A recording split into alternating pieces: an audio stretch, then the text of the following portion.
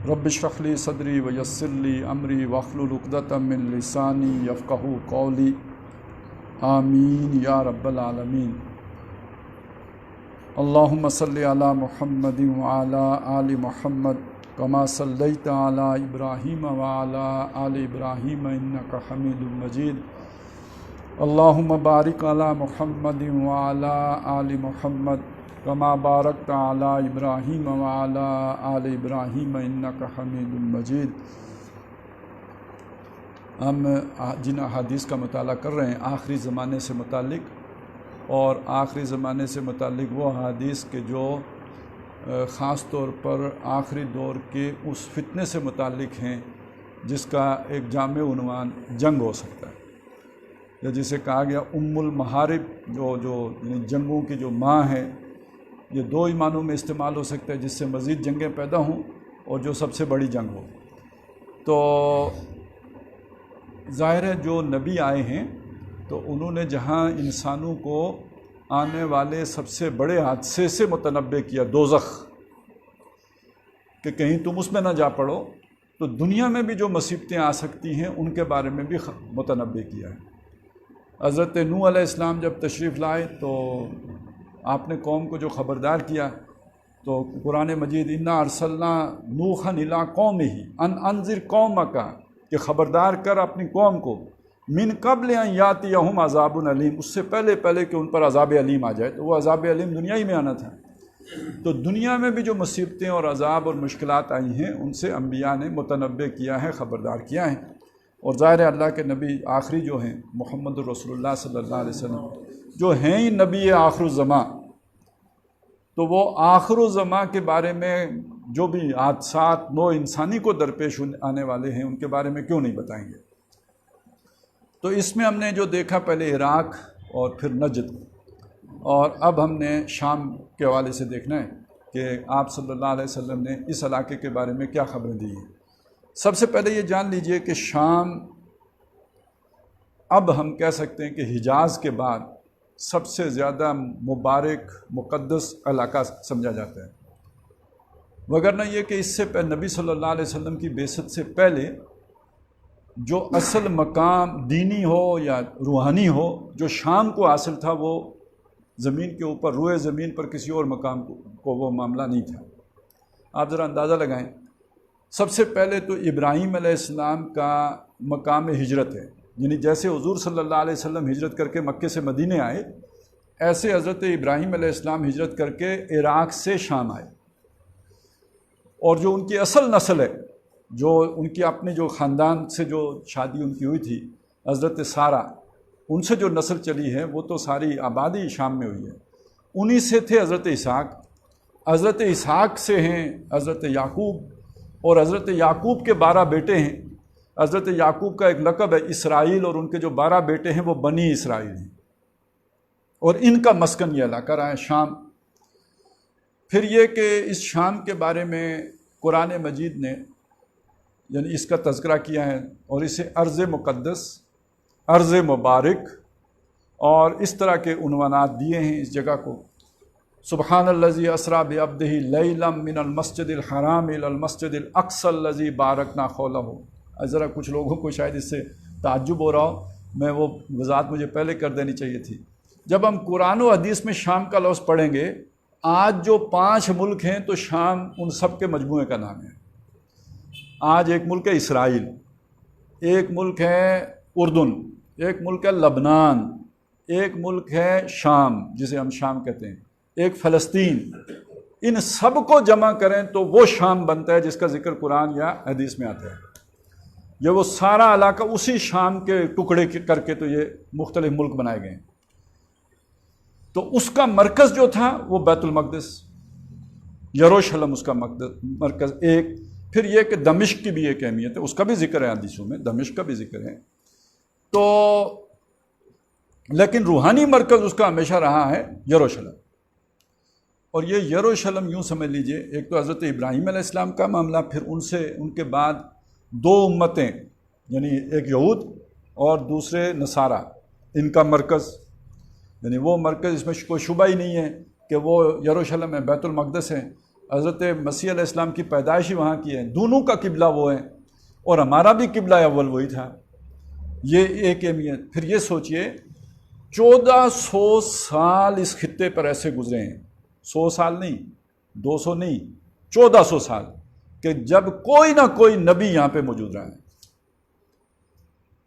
کانت بنو اسرائیل تسوسہم الانبیاء، بنی اسرائیل کی جو نگہبانی تھی، سیاست کے الفاظ ہیں، اصل میں سیاست کا مطلب ہوتا ہے تربیت کرنا، تعلیم دینا، انسان کو نکھارنا.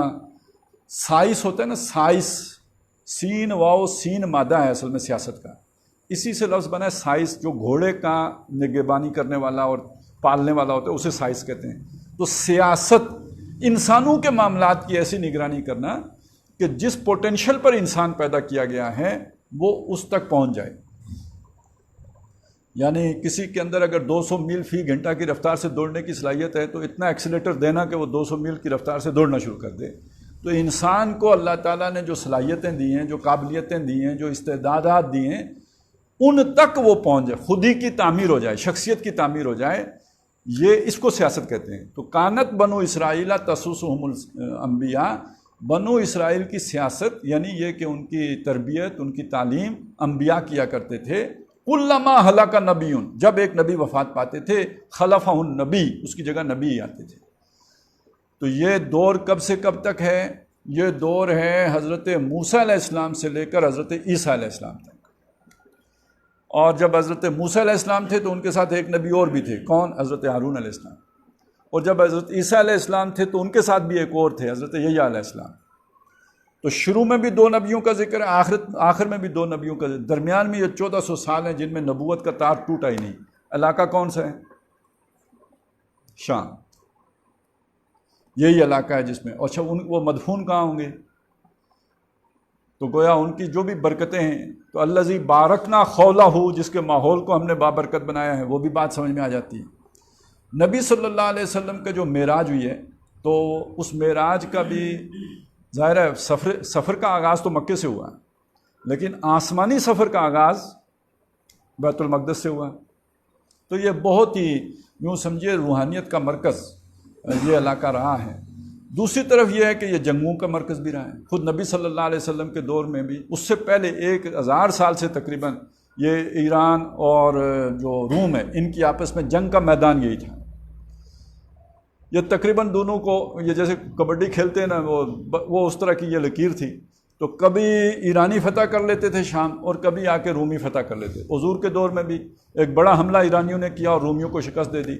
اور سورہ روم میں اس کا ذکر ہے، غلبت الروم فی ادنی الارض، رومی مغلوب کر دیے گئے قریب کی سرزمین میں. تو وہ قریب کی سرزمین بھی در حقیقت یہ ارض مقدس یا ارض شام ہی ہے، جہاں پر اس وقت رومیوں کے مقابلے میں ایرانیوں کو فتح حاصل ہو گئی تھی.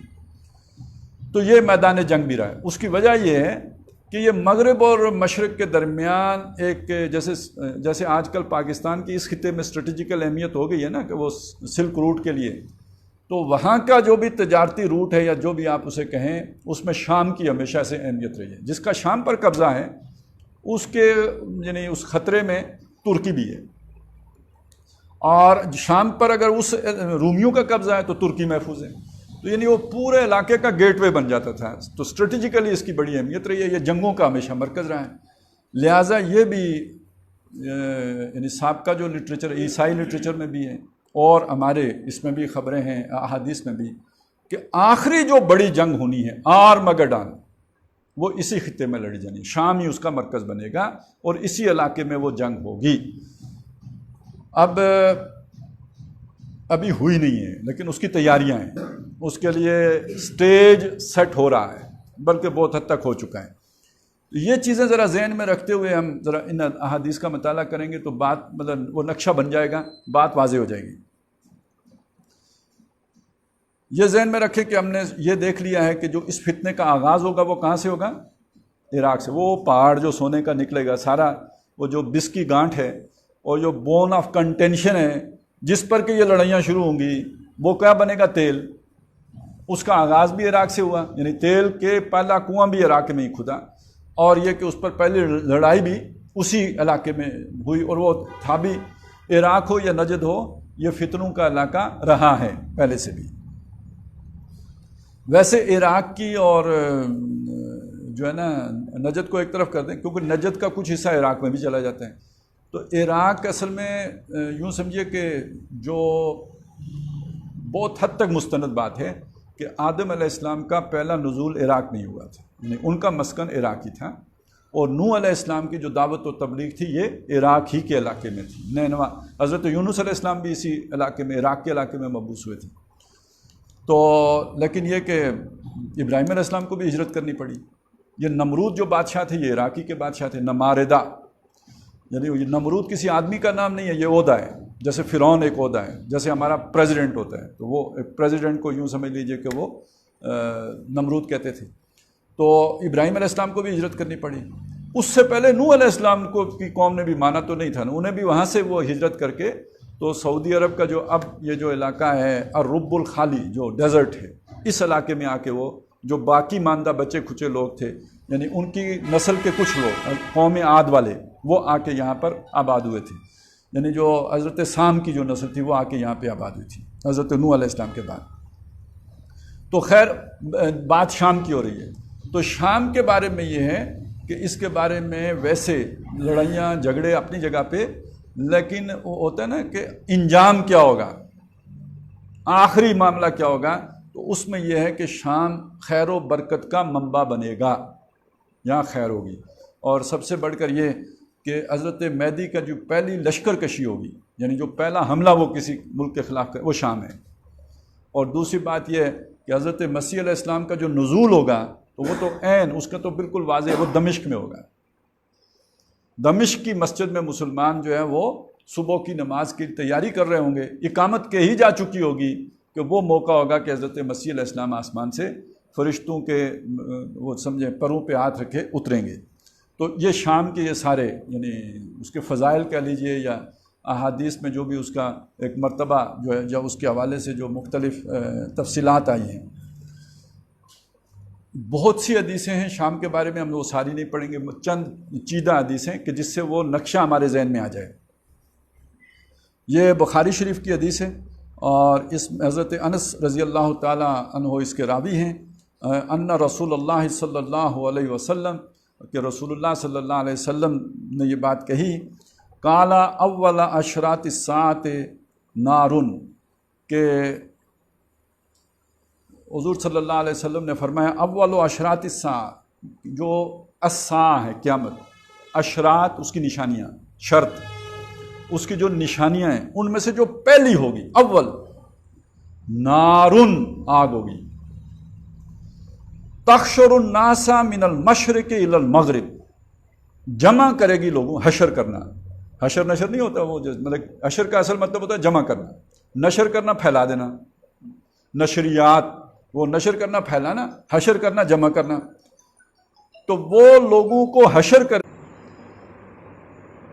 اب شام کے مشرق میں اگر آپ دیکھیں گے، ویسے تو مشرق تو پورا آپ راؤنڈ لگا لیں گلوب کا تو سارا مشرق ہی بن جائے گا، لیکن مشرق کے قریب کون سا ہے، ساتھ جڑا ہوا مشرق کون سا ہوگا، تو شام کے مشرق میں عراق ہے۔ اچھا یہ بات میں اس لیے آپ کے سامنے یوں لا رہا ہوں، یعنی یہ ایک امکان اور احتمال کے درجے میں، یقین کی ہمیں کوئی پتہ نہیں، یقینی بات ہم کوئی بھی نہیں کہہ سکتے، میں پہلے بار بار کہہ چکا ہوں یہ بات، لیکن جب ہم نے یہ بات طے کر لی کہ ایک معاملہ ہوگا جس کا آغاز عراق سے ہوگا، تو اس کے بعد ایک ملک کا ذکر کیا جا رہا ہے جس میں کسی آگ کا ذکر آ رہا ہے کہ لوگ کہیں سے مشرق سے لا کر ادھر رکھے جائیں گے، اس ملک کا ہمیں پتہ ہے کہ وہ اگر شام ہے تو اس کے مشرق میں عراق ہے، تو گویا وہ جو آگ وہاں بھڑکے گی وہ آگ لوگوں کو جمع کر کے کہاں لائے گی، شام میں لائے گی۔ اچھا اب یہ آگ جو ہے، ویسے لفظ تو آگ ہے اور ہم اس کا معنی تقریباً جنگ کر رہے ہیں، تو اس کا آپس میں کوئی ربط و تعلق بھی واضح ہو نہیں تو یہ کافی گڑبڑ ہو جائے گی۔ یہ بات میں شروع میں آپ کے سامنے کہہ چکا ہوں کہ احادیث میں جو مستقبل کی پیشن گوئیاں ہوتی ہیں اس میں استعارے کی زبان استعمال کی جاتی ہے، اور بہرحال یہ تو ایک معجزہ ہے کہ لفظ وہ استعمال کیا گیا جو آج کی جنگ پر پوری طرح منطبق ہوتا ہے۔ آج کی جنگ جس اسلحے سے لڑی جاتی ہے اس اسلحے کو آتشی اسلحہ کہتے ہیں، یہ دنیا میں پہلے تو نہیں تھا نا، پہلے تلواریں تھیں، نیزے تھے، اس طرح کی چیز، یا کوئی بہت تھا تو منجنیق تھی، اس پہ آگ بھی برسا دیتے تھے. لیکن یہ کہ اب تو دنیا میں استعمال ہی آتشی اسلحہ ہوتا ہے. اگر وہ رائفل ہے تو اس میں بھی وہ جو گولی جاتی ہے وہ شرارہ ہی ہے، آگ کا شرارہ ہے. اور اسی طرح میزائل تو خیر، اور میزائلوں میں ہیل فائر میزائل بھی ہیں. خواہ وہ آگ آسمان سے برسائی جا رہی ہو، توپوں کے دانے اگل رہے ہوں، ٹینکوں سے نکل رہی ہو، ہے ساری کی ساری آگ. اچھا، یہ الفاظ جنگ کو آگ کہنا یہ قرآن مجید میں بھی ہے. سورہ مائدہ کی آیت نمبر 64 میں ہے کلما اوقدوا نارا للحرب، یہودیوں کی تعریف ہے. جب بھی انہوں نے آگ بھڑکائی جنگ کے لیے، آگ بھڑکائی جنگ کے لیے، للحرب اطفاها اللہ، اللہ اس کو بجھاتا رہا. یعنی یہ جنگیں تو ہوئی ہیں نا، بدر ہوئی، احد ہوئی، یہ ہوئی، لیکن انہوں نے کوششیں اس سے زیادہ کی ہیں. یریدون لیطفئوا نور اللہ بافواہہم، اللہ کے نور کو اپنے منہ کی جو پھونکوں سے انہوں نے بجھانے کی کوشش کی، تو وہ جنگ کی آگ دہکانے کی کوشش کی. اچھا، یہ لڑائی بڑائی کو آگ کے ساتھ تشبیہ دینا یہ عام ہے دنیا میں، ہمارے ہاں بھی ہے. فلانا آگ لائی چلا گا، اس کا یہ مطلب نہیں ہے کہ وہ کسی نے پسے ہی آگ لائی چلا گا، مطلب یہ ہے کہ دو آدمیوں کو لڑا کے چلا گیا. تو یہ لڑائی آتشی اسلحے کے بغیر بھی ہو تو اس کے لیے آگ کا لفظ استعمال ہوتا ہے، یعنی یہ محاوروں میں آتا ہے. اور یہ اب تو ہے ہی ساری کی ساری لڑائی جو ہے وہ آتشی، اور تیل کے کنووں کی آگ تو خیر وہ آگ، یعنی ہر اعتبار سے یہ آگ کا لفظ اس پر فٹ آتا ہے. اچھا، آگ ہوگی، اب یہ سمجھ تو آ گئی کہ وہ جو آگ ہوگی وہ لوگوں کو ہانک کر لے جائے گی کدھر؟ مشرق سے مغرب کی طرف. اگلی حدیث بڑی مزیدار ہے، اس سے وہ پوری بات یعنی دلچسپ اس اعتبار سے ہے کہ یہ کیسی آگ ہوگی. ویسے تو آگ جلا دیتی ہے، یہ آگ ہانک رہی ہوگی، تو اس کا مطلب کیا ہے؟ اس حدیث کے راوی ہیں عبداللہ بن عمرو بن العاص رضی اللہ تعالی عنہما. عمرو بن العاص بہت جید صحابی ہیں اور جلیل القدر، اور ان کے جو ہے نا بیٹے ہیں عبداللہ. ان سے یہ روایت ہے ان رسول اللہ صلی اللہ علیہ وسلم، کہ رسول اللہ صلی اللہ علیہ وسلم نے سے یہ بات مروی ہے، قالا، وہ کہتے ہیں تبعث نارن، ہوگی ایک آگ، اٹھ کھڑی ہوگی، مسلط ہوگی ایک آگ، علی اہل المشرق، اہل مشرق کے اوپر مسلط ہوگی وہ آگ. فتحشرہم الی المشرق، تو وہ آگ ان کو جمع کر کے لے جائے گی، دھکیل کے لے جائے گی، ہانک کے لے جائے گی مشرق کی طرف. اب اس کے بعد اس کی تفصیل آئی ہے جو اوپر والی حدیث میں، یہاں تک تو اوپر والی اور یہ دونوں ایک ہو گئی. اگلی بات سنیے، تبیت معہم حیث باتو، وہ آگ ان کے ساتھ رات کرے گی جہاں وہ رات کریں گے. رات کو جہاں پہ وہ رکیں گے آگ بھی وہاں ان کے ساتھ رکے گی. وَتُقَيِّلُ مَعَهُمْ حَيْثُ قَالُوا، اور کیلولا کرے گی ان کے ساتھ جہاں وہ کیلولا کے دوپہر کو جو آرام کریں گے جس جگہ پہ، تو آگ بھی ان کے ساتھ ہی ہوگی. وَيَكُونُ لَهَا مَا سَقَطَ مِنْهُ، اس آگ کا ہو جائے گا وہ جو ان میں سے گر جائے گا، جو ان میں سے گرے گا وہ آگ کا ایندھن بن جائے گا. وَتَخْلِفُ، یا جو پیچھے رہ جائے گا. اب ذرا آپ ذہن میں لائیں، تصور جنگ ہو رہی ہے، اس جنگ میں آپ ابھی لگائیے کہ مظفر آباد پہنچ گئی ہے لڑائی، آپ یہاں سے مری کی طرف چل پڑے، اب وہ پیچھے پیچھے بیروٹ پہنچ گئی، آپ مری سے اسلام آباد کی طرف کھسک لیے، تو جو آگے آگے چلتا رہا آگ اس کے ساتھ ساتھ چلتی رہی. اب ظاہر ہے رات کو اگر ان کی پیش قدمی رک جائے گی تو آپ بھی سو جائیں گے، تو جہاں آپ رات کریں گے تو وہ بھی رات کر رہی ہے، جہاں آپ آرام کر رہے ہیں تو وہ بھی رک رہی ہے. جب وہ چلی آپ بھی چل پڑے. اب آپ میں سے جو گر گیا، جس کو گولی لگی وہ گرا، کوئی دھماکہ ہوا گر گیا، جو گرا وہ اس کا ایندھن بن گیا، یا جو پیچھے رہ گیا وہ اس کا ایندھن بن گیا، یہاں تک کہ وہ لوگوں کو دھکیلتی ہوئی وہ لے آئے گی.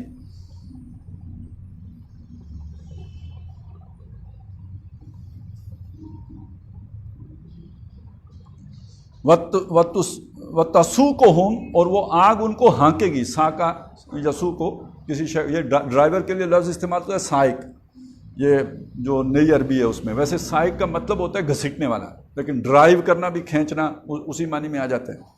وہ تسوقہم، وہ انہیں ہانکے گی، ڈرائیو کرے گی، کھینچے گی، دھکیلے گی وہ آگ، سوکل جمل الکثیر، جیسے زخمی اونٹ کو دھکے دے دے کے، جیسے ایک کھوتا اکڑ جائے اسے کیسے مشکل سے چلائیں گے آپ، اسی طرح کوئی بھینس جو ہے وہ آگے چلنے کے لیے تیار نہ ہو تو جو جیسے دھکے دے دے کے لے کے جائیں گے، تو وہ آگ اس طرح ان کو دھکیل کے لے کے جا رہی ہے، یعنی وہ آگ جلانے والی نہیں ہے، سب کو جلانے والی نہیں ہے، دھکیلنے والی ہے، اور دھکیل کے مشرق سے انہیں مغرب میں لے کے آئے گی۔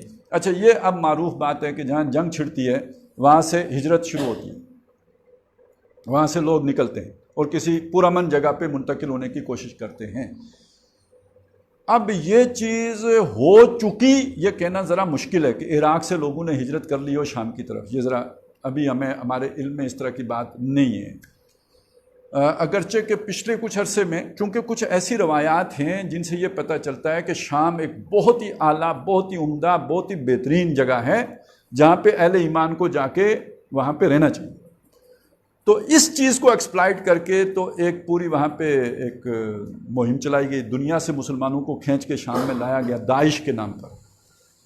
یہ میرا خیال یہ ہے کہ یہ ایک یعنی دھوکہ ہے جو دیا گیا ہے، ابھی وہ مرحلہ آیا نہیں ہے، یہ قبل از وقت لوگوں کو ورگلا کے ان حدیثوں کی بنیاد پر جن میں کہ شام آنے کی دعوت دی گئی ہے، لوگ وہاں پہ اکٹھے کیے گئے۔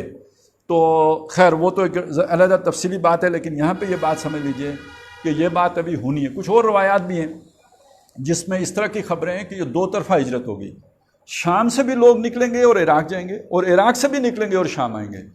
یہ بڑی دلچسپ ہجرت ہے، لیکن اس سے پہلے میں تھوڑی سی آپ کے سامنے عراق اور شام اور اس علاقے کی جو اس وقت کی پوزیشن ہے وہ رکھ دوں۔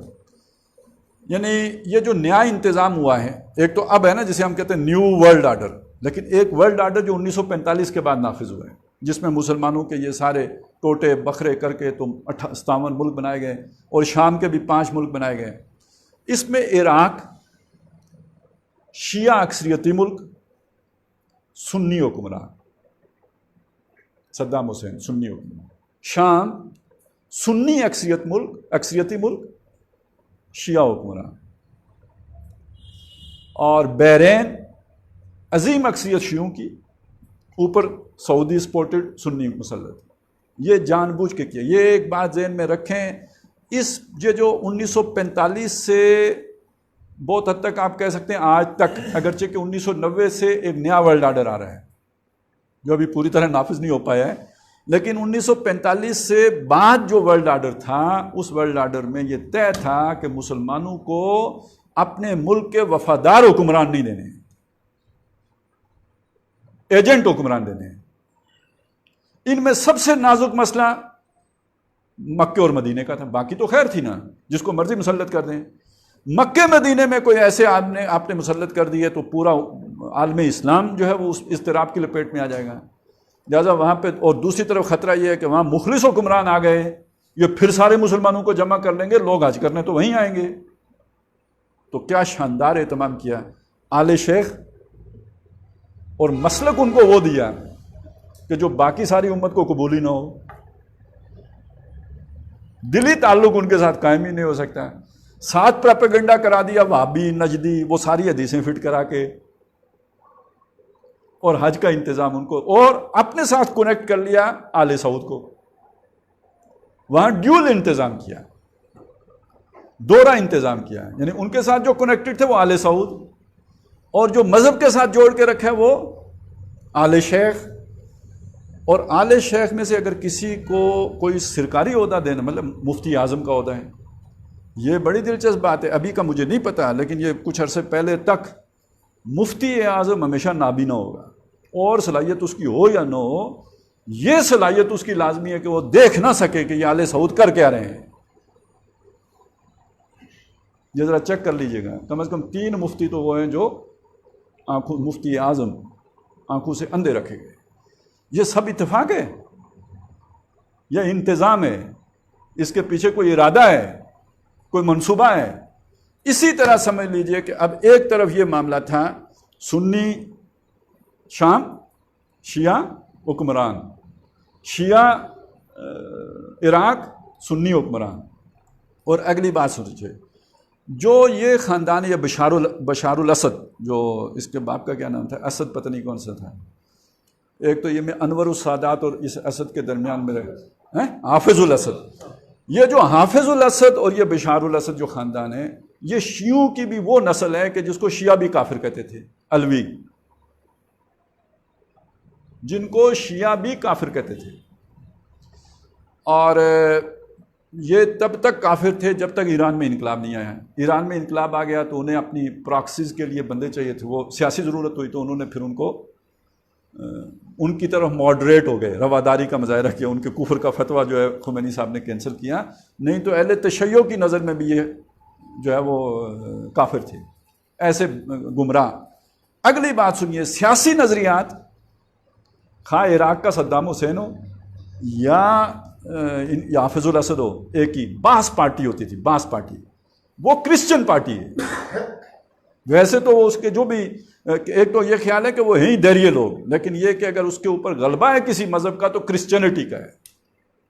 اسی سے متعلق تھے ہمارے ایک اور ہیرو، فلسطین کے لیڈر حضرت یاسر عرفات صاحب، انہوں نے شادی بھی ایک عیسائی لڑکی سے کی تھی۔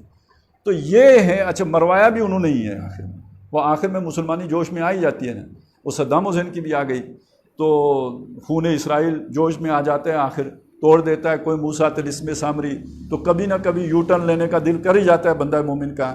لیکن یہ وہ سب لوگ ہیں کہ جو ایک وقت میں اس باس پارٹی کے ممبر رہے ہیں، اور باس پارٹی ایک بالکل بے دین پارٹی، یعنی آپ اندازہ لگائیں کہ وہ لیبیا والا جو تھا قذافی، جس نے تبلیغی جماعت پر بھی پابندی لگائی ہوئی تھی، جس نے مسجدوں میں اہتمام کیا ہوا تھا کہ اگر کوئی شخص 5 وقتہ نمازی ہے تو اس کا ریکارڈ بھی رکھا جائے گا، تو لوگ اس کے ڈر کی خاطر ایک مسجد میں 5 وقتہ نماز نہیں پڑھتے تھے، ایک ادھر پڑھی تو دوسری کسی اور مسجد میں جا کے پڑھی۔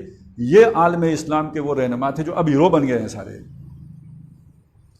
تو بہرحال ان میں سے یہ جو حافظ الاسد، یہ بشار الاسد اینڈ کمپنی، یہ ایسے گمراہ لوگ تھے، ایسے بدراہ لوگ تھے، اور یہ شامیوں کے اوپر مسلط تھے۔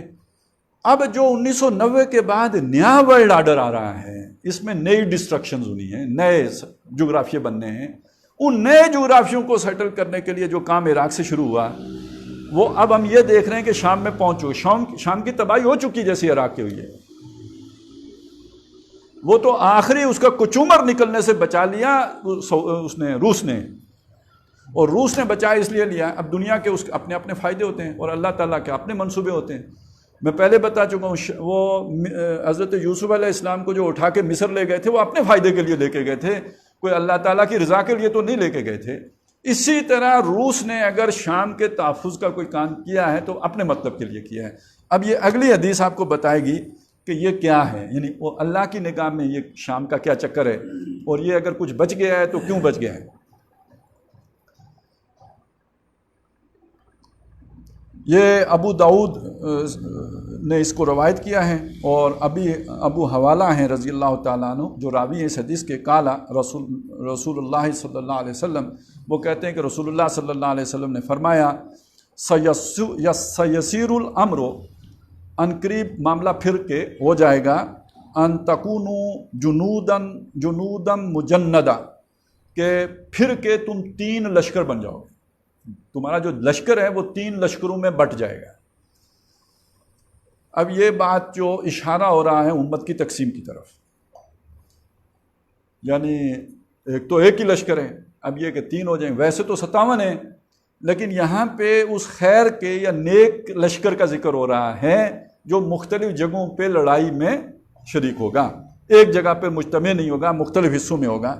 اور معلوم یہ ہوتا ہے کہ یعنی وہ مجندہ، اس کے اندر وہ بھی آ گیا نا، ادھر طاقتور ہوگا لڑنے کے، ویسے تو بہت سارے لڑ سکتے ہیں، لیکن وہ کہ جو کچھ جان مارے گا اور یہ کہ کوئی مقابلہ کرے گا۔ جندم بالشام وجندم بالیمن وجندم بالعراق، 3 لشکر ہوں گے، ایک لشکر شام میں ہوگا، ایک لشکر عراق میں ہوگا، ایک لشکر یمن میں ہوگا۔ اب پچھلے اگر آپ کچھ عرصے کو دیکھیں 20 سالوں کو، تو بھٹی تو تینوں جگہوں پہ دیکھ رہی ہے، گویا وہ لشکر تیار ہو رہا ہے۔ اب جو بات میں جو مجھے امید دلاتی ہے نا، افغانستان کی 40 سال جنگ ہوئی ہے تو جا کے لشکر تیار ہوئے، یہ لشکر پہلی دفعہ بھی آیا نا، ایسا تو نہیں تھا، پہلی دفعہ تو بہت اکڑ خان تھا، اب آیا ہے تو اس میں کچھ اب بالکل وکری باتیں ہیں، تنخواہ مزدور کے برابر ہوگی، یہ تو پہلے پتہ ہی نہیں تھا۔ اب یہ بات بھی آ گئی ہے کہ کوئی بھوکا نہیں سوئے گا، ہماری ذمہ داری ہے اس کی وہ کرنا۔ یہ پہلے کس کو؟ رزق اللہ کے ذمہ ہے، دے تو دے، تو نہ دے تو بھوکا مارے، ہمارا تو یہ کام نہیں ہے۔ پہلے تو یہ سوچیں تھی، پہلے کسی کو ساتھ لے کے چلنے کی سوچیں تھی، اب وہ بھی ہے۔ عورتوں کے معاملات میں کتنا فرق ہو گیا ہے، انٹرنیشنل ڈپلومیسی میں کیسی جو ہے وہ اب ان کے معاملات۔ یہ بھی وہ کہتے ہیں نا، وہ جو ہمارے یہاں محاورہ ہے کہ کنیرے نے پتھرے کو کسی پوچھا کائلا کیا ہے ٹکرا کھائی تھے، روڑی روڑی تھی۔ تو یہ 20 سالوں نے، اچھا وہ بڑے، میں شعر پہلے بھی سنا چکا ہوں اقبال کا، اسی مفہوم کو اقبال نے اور انداز میں بیان کیا کہ کار جہاں بانی سے ہے دشوار تر کار جہاں بینی، جگر خوں ہو تو چشم دل میں ہوتی ہے نظر پیدا۔ یہ اکیڈمیوں میں اور آپ کے جو ہے دارالعلوموں میں اور کانفرنسوں میں اور اجتماع گاؤں میں یہ بصیرت نہیں ملتی، یہ جگر خون ہوتا ہے، یہ میدان جنگ میں وہ حزب اللہ تیار ہوتی ہے، یہ خانقاہوں میں نہیں بنتی۔ تو 40 سال اگر انہوں نے رگڑا کھایا تو بن گئی نا۔ تو رگڑا چل رہا ہے 20 سالوں سے عراق میں بھی، رگڑا چل چکا ہے 10 سالوں سے شام میں بھی، تو یہ رگڑا ہی در حقیقت ان لوگوں کو تیار کرے گا۔ ابھی وہ لشکر ہم نے دیکھا نہیں، جو ہے اس کو ہم گمراہ سمجھتے ہیں، وہ جو داعش اینڈ کمپنی ہے، لیکن یہ والا لشکر ابھی بننا ہے۔ ایک عراق میں ہوگا، ایک شام میں ہوگا۔ اچھا یمن میں بھی آپ کو پتہ ہے کہ یہ جو حوثی ہیں، اچھا حوثیوں کا بھی سن لیں، ویسے تو وہ ان کو پروپیگنڈے چل رہے ہوتے ہیں، 10 باتیں ہوتی ہیں کہ یہ بھائی شیعہ ہیں، اور یہ پہلی تو بات یہ سمجھ لیں یہ سعودی مخالف ہیں۔ تو اب آپ انہیں چاہیں تو کافر کہیں، اگر سعودیہ کا مخالف کافر ہوتا ہے تو کافر کہیں، اگر سعودیہ کا مخالف کوئی اور بلا ہوتی ہے وہ کہیں۔ اصل مسئلہ یہ ہے کہ سعودیہ کے مخالف ہیں، بڑی بات یہ ہے۔ دوسری بات یہ ہے کہ یہ زیدی ہیں، ان میں سے جو شیعہ ہیں بھی وہ شیعہ زیدی شیعہ ہیں، جن کے بارے میں ہم اہل تسنن کا کہنا بھی یہ ہے کہ یہ سنیوں کے سب سے زیادہ قریب ہیں۔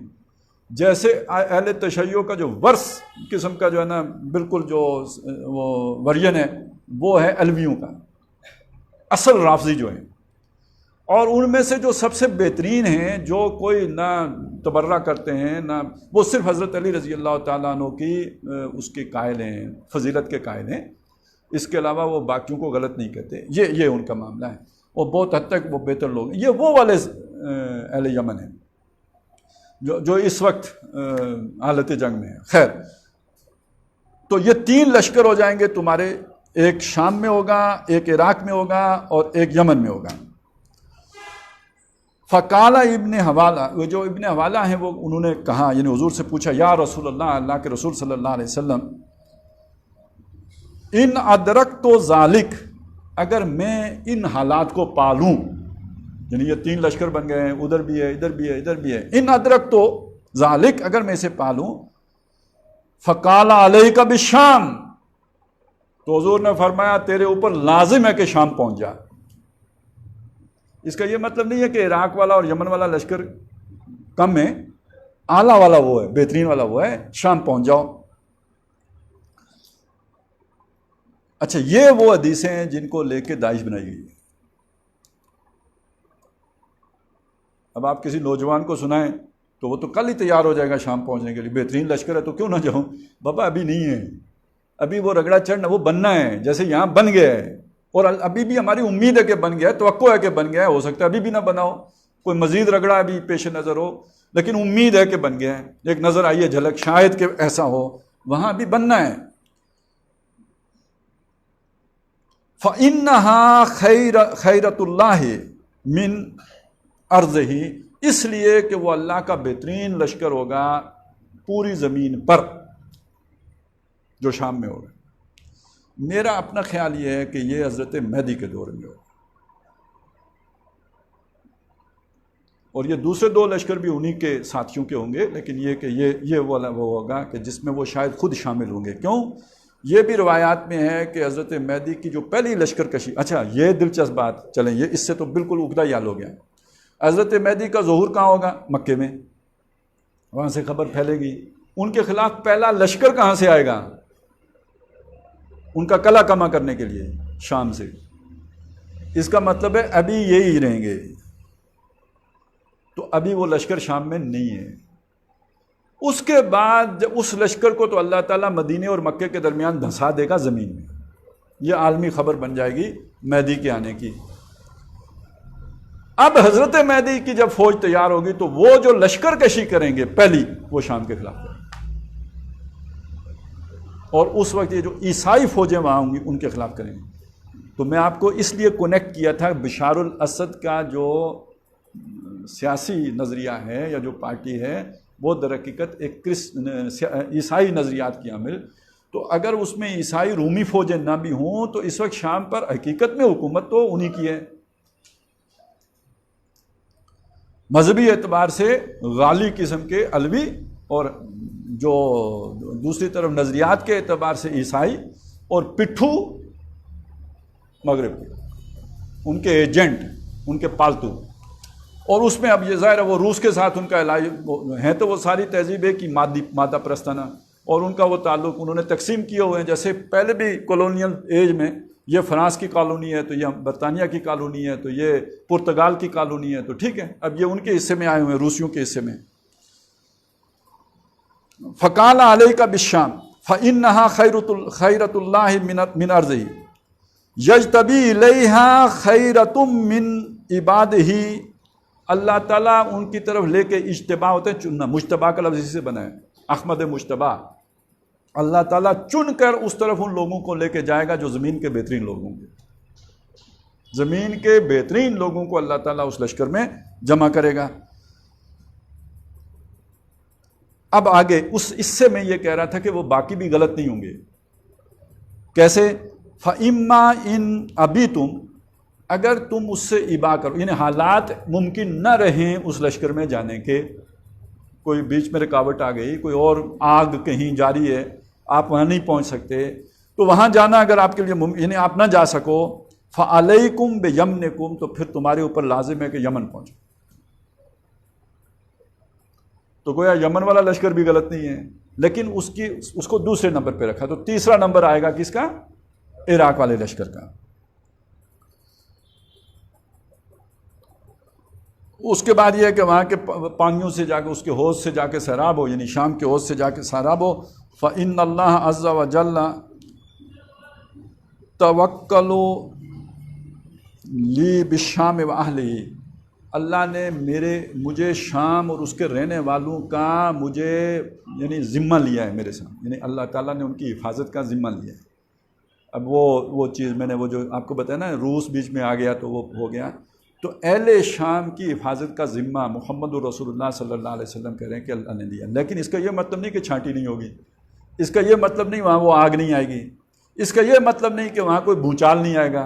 ابھی جو پچھلے عرصے میں وہاں پہ ہوا ہے، جو تباہی پھری ہے، تو یہ تو سب ہے، لیکن یہ کہ وہ انٹیکٹ رہے گا، وہاں سے خیر ختم نہیں ہوگا، وہاں خیر ہمیشہ موجود رہے گی. یہ ہے اصل بات.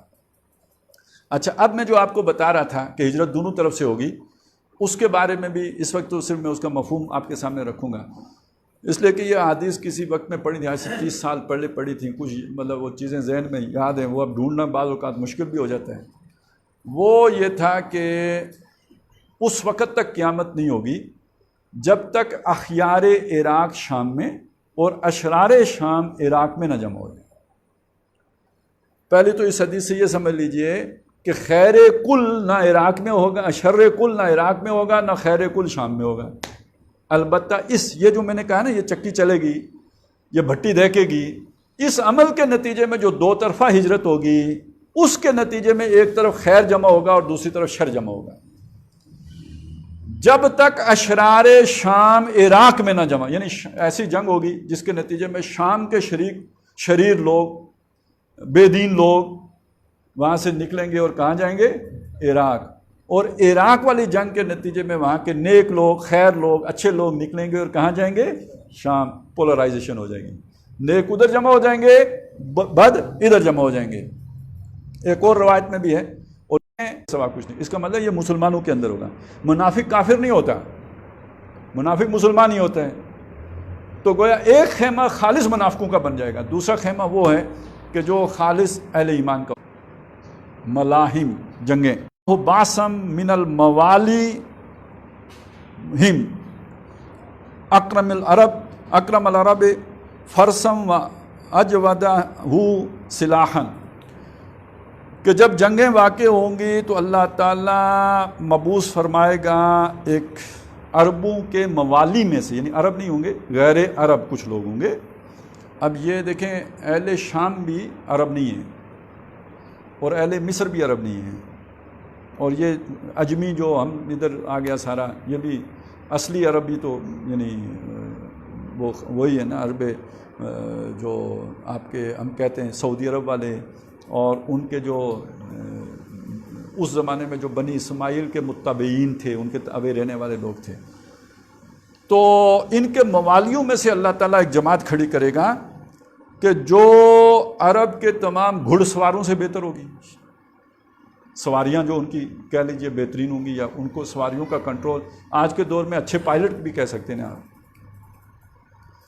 ایئر فورس، اور یہ کہ اسلحہ ان کا بہترین ہوگا، وہ اعلیٰ اسلحہ ہوگا ان کے مقابلے میں۔ یؤید اللہ بہم الدین، اللہ تعالیٰ ان کے ذریعے سے اپنے دین کو نصرت فرمائے گا، تائید فرمائے گا۔ غیر عرب سے کچھ لوگ آئیں گے، وہ آ کے ان کی مدد کریں گے۔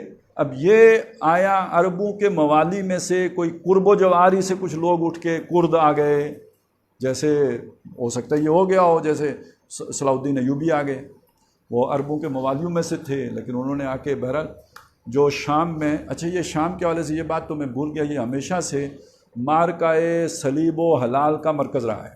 پہلے تو میں نے آپ کو یہ بتایا نا کہ یہ کیسر و کسریٰ کا مرکز رہا ہے جنگ کا، لیکن یہ ذہن میں رکھیے جب سے اسلام آیا ہے تو جو صلیبی لوگ ہیں، جو عیسائی ہیں، ان کا اور مسلمانوں کا میدان جنگ ہمیشہ شام بنا، اور مسلمانوں نے جب یہ فتح کیا تو یہاں امن چین سکون آیا، اور جب عیسائیوں نے فتح کیا تو یہاں پہ ظلم بربریت، اور انہوں نے پھر وہ جو جنگی جنون میں جو لوگ کرتے ہیں انہوں نے ہمیشہ یہ کیا ہے۔ یہ آخری معرکہ بھی معلوم ہوتا ہے کہ صلیبیوں اور مسلمانوں کا اسی شام کے خطے میں لڑا جانا ہے، اور اس میں پھر ان کی مدد کے لیے ان کے موالی آئیں گے، تو وہ علیحدہ روایات ہیں۔ وہ عین ممکن یہ ہے کہ وہ پھر بالکل ہی یعنی انتہائی مشرق سے لوگ آئیں، میرے عرب کو آئی ٹھنڈی ہوا جہاں سے، میرا وطن وہی ہے، میرا وطن وہی ہے۔ اور وہ بہرحال نظر بھی آتا ہے کہ اس وقت دنیا میں مسلمانوں میں